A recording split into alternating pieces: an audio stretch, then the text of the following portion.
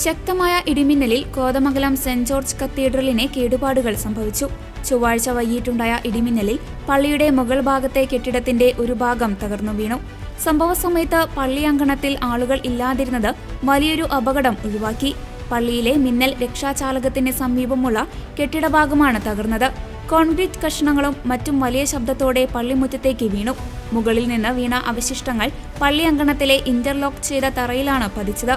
ഇതിനെ തുടർന്ന് തറയ്ക്കും ചെറിയ തോതിൽ നാശനഷ്ടങ്ങൾ സംഭവിച്ചിട്ടുണ്ട്.